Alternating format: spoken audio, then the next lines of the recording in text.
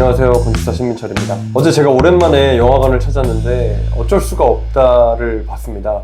그래서 영화에 대한 공간적인 리뷰를 좀 해보고 싶어서 오늘 영상을 찍게 되었습니다. 사실 박찬욱 감독님의 아버지가 저희 학교 교수님이셔가지고 조금 저도 각별한 마음으로 영화를 봤는데요. 좀 재밌게 본 영화이기 때문에 공간적인 리뷰를 해드리고 싶어서 영상을 찍게 되었습니다. 주인공들이 대부분 단독주택에 살아요. 그래서 저는 처음에 영화 예고편을 봤을 때 이 영화가 약간 80년대 미국을 배경으로 하는 줄 알았어요. 왜냐면은 주인공도 코스프레를 하고 뭐 댄스 파티를 가고 이런 모습들이 저는 우리나라 배경이 아니고 미국 배경의 한 80년대쯤이구나 라고 생각을 했는데 현대 지금 사회를 이야기하고 있는 모습이라서 그 부분이 당황스러웠는데, 아마도 제 생각에는 살인을 총기로 하기 위해서는 아파트보다는 단독주택이 조금 더 적합했기 때문에 감독의 의도로는 그 등장인물들을 단독주택에 살도록 한 것 같고요. 이병헌 배우 만수가 사는 집은 되게 평범한 단독주택 같이 보이지만 그 외장으로 보이는 모습은 굉장히 거친 브루탈리즘? 노출 콘크리트의 건물이었어요. 그래서 어떻게 보면 평범하지만 거친 모습을 갖고 있는 그 주인공의 내면적인 특성을 단독주택으로 표현한 게 아닐까 싶습니다. 그리고 또 저는 좀 그 인면 자체가 이렇게 둥근 원형 형태의 모습이 계속 반복되는 형태의 노출 콘크리트였는데, 그런 부분이 어떻게 보면은 그런 나무가 쌓여있는 모습을 좀 보여주는 것 같은데, 뭐 그거는 제가 좀 오버해서 생각했을 수도 있고요. 또 이성민 배우가 맡았던 범모라는 배우가 살고 있는 집의 특징은 트로피랑 이런 제지회사에서 찍었던 사진들이 굉장히 많은 집이었어요. 그래서 그런 트로피들이 많은 계단을 올라가서 자신의 취미 공간과 자신의 아내와 살고 있는 안방이 나오는 부분들을 보면서 자신들이 그동안 쌓아왔던 업적들을 밟고 올라가서 자신의 취미의 공간이 있고 안방에 있는 모습들을 공간을 통해서 보여줬다고 생각을 합니다. 그리고 박희승 배우가 맡은 선출이라는 역할은 외딴 섬에 사는 캐릭터로 나오는데요.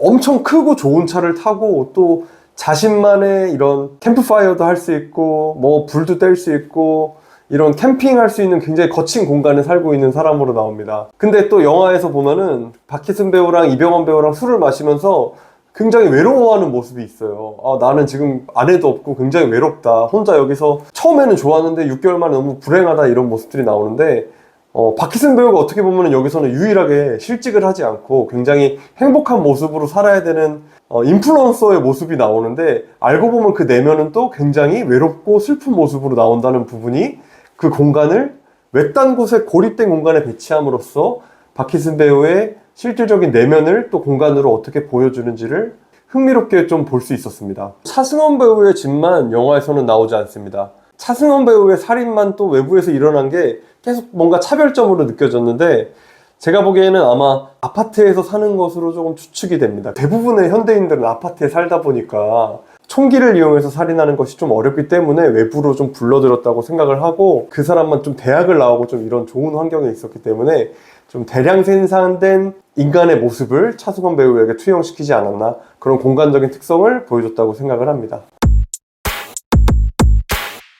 이 영화에서의 시작하는 부분은 이병헌 배우가 실직을 하면서 일어나는데, 제가 느끼기에 이병헌 배우가 가장 좀 화가 많이 났던 부분이 그 아내인 손예진 배우가 집을 팔아야 한다고 했을 때 좀 화가 많이 났다고 느꼈습니다. 그때 제가 느꼈던 거는 이 집이라는 부분이 뭔가 이 가장에게는 굉장히 삶의 목표 같은 부분이기 때문에 이 집을 판다는 얘기를 딱 들었을 때 얘기할 수 없는 그 끓는 분노가 났다고 생각을 하고요.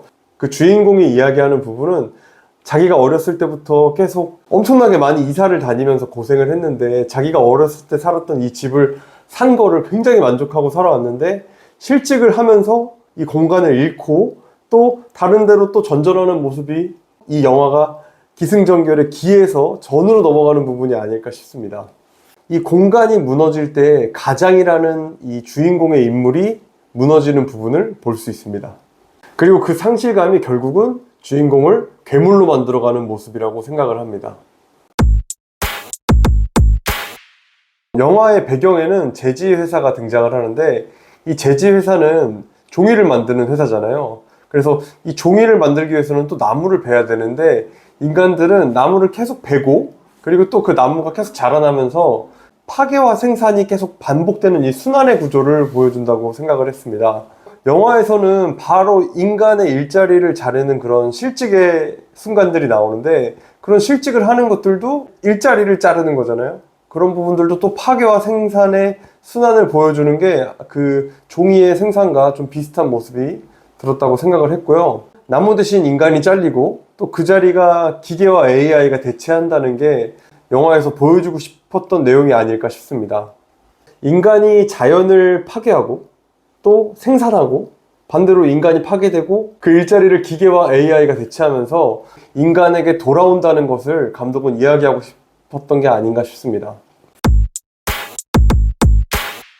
주인공의 취미가 온실을 가꾸는 게 취미예요. 온실이라는 거는 굉장히 따뜻하고 자연 친화적이고, 그 한정된 공간에서 또 분재라는 화분을 키우기 위해서 그 철사를 이용해서 화분을 막 칭칭 감싸고 부러뜨리고, 이런 모습들이 자연을 좋아하지만 또 통제하려는 모습을 보여주는, 이중적인 모습을 보여주는 게 아닐까 싶습니다. 그 나무를 예쁘게 자라게 하기 위해서 철사로 감싸는 모습이 조금 잔인하게 느껴지도록 영화에서는 나오는데, 그런 부분들이 좀 온실의 이중적인 측면을 보여준다고 생각을 하고요. 결국에는 그 자연을 해치는 철사가 또 나중에는 영화에서는 제가 디테일하게 말씀은 못 드리겠지만, 인간을 해치는 철사로 사용되는 모습들이 계속해서 온실을 이중적인 측면으로 보여주는 부분이라고 생각이 들게 했습니다.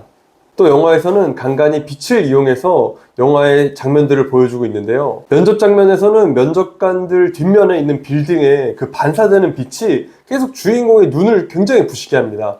그를 통해서 주인공이 이 면접관들을 제대로 쳐다보지 못하게 하고, 이런 부분들이 뭔가 면접관과 면접자의 이런 위계를 보여주는 모습이 있었고요. 또 반대로 살인을 목격한 아들도 그 주인공과 이렇게, 태양과 아들과 주인공이 이렇게 일렬로 배치됨으로써 주인공이 이렇게 아들을 쳐다보려고 하는데 태양 빛이 주인공을 이렇게 눈을 부시게 하는 장면이 나와요. 만약에 아들이 주인공의 이런 살인의 모습을 목격하지 않고 별 상관이 없었다면 저는 그냥 그런 장면이 안 나왔을 것 같은데, 아들이 주인공의 살인을 목격했기 때문에 그런 빛을 통해서 위계를 줬다고 생각을 하고, 또 아들이 또 머리를 이용해서 그 태양빛을 가려주거든요. 그런 부분들이 뭔가 주인공의 그런 잘못을 가려주는 모습이 되지 않을까라고 또 생각을 했습니다. 누가 누구를 바라볼 수 있고 누가 누구를 바라보지 못한다는 그런 공간적인 장치를 빛을 이용해서 했다는 부분들이 굉장히 저는 이 영화에서 흥미롭게 다가왔다고 생각을 합니다. 또 몇 가지 미장센들이 또 영화에서 생각나는 것들이 있냐면, 그 영화 예고에도 계속 나오지만 미국에서는 그 실직을 할 때 도끼로 자른다 뭐 이렇게 표현을 하잖아요. 근데 영화에서 유일하게 실직하지 않은 박희순 배우가 집에서 도끼질을 하는 장면을 계속 유튜브로 올리거나 뭐 인스타그램 이런 데로 올리는 부분들이 나오는데, 좀 그런 부분들이 좀 은유적으로 표현이 됐다고 생각을 하고요. 또 아까 말씀드렸지만 그 면접관들의 자리가 뭔가 면접자보다는 조금 더 각도상으로 좀 이렇게 위로 바라볼 수 있는 카메라로 찍혀졌다고 느꼈고, 반대로 면접자는 조금 위에서 바라보는 느낌으로 카메라로 찍혔다는 부분이 좀 공간을 활용해서 위계를 보여줬다고 생각을 하고, 면접관들은 이렇게 테이블이 있어서 이렇게 자신의 모습을 이렇게 반 가릴 수 있고, 또 빛이 또 뒤에서 날라옴으로써 이렇게 위계를 또 보여줬는데, 면접자는 빛이 온몸을 이렇게 쏘이고 있고, 또 테이블도 없어서 모든 모습을 이렇게 벌거벗은 것처럼 보여주는 모습들이 면접자와 면접관의 관계를 보여주는 그런 장치가 되었다고 생각을 합니다. 이런 차이들이 단순한 연출이 아니라 공간을 통한 위계의 시각화라고 생각을 합니다.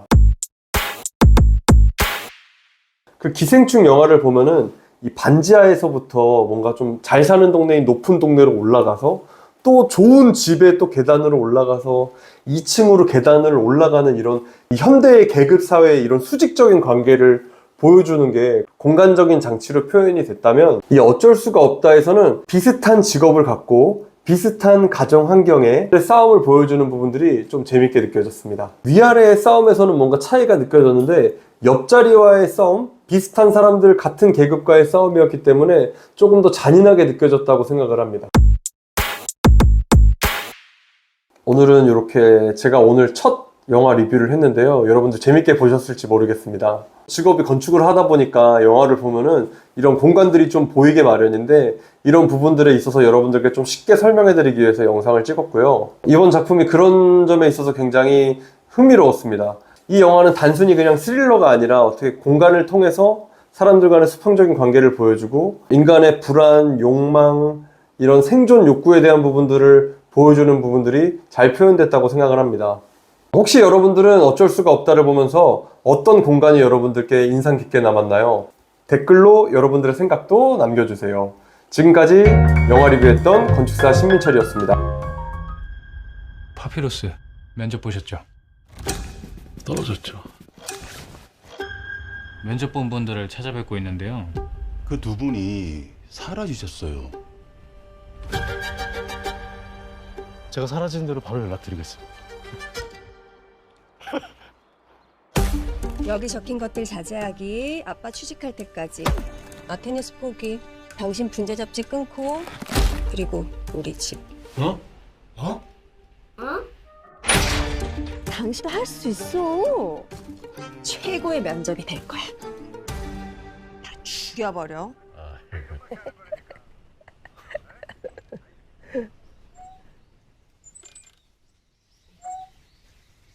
죽여버려. 죽여버려.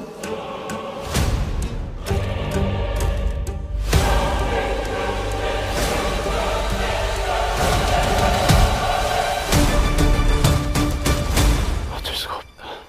어쩔 수가 없다.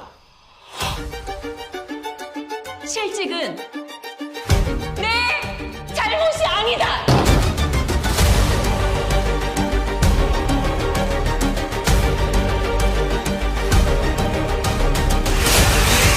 당신이 사라져야 내가 살아! 사랑하는 내 가족은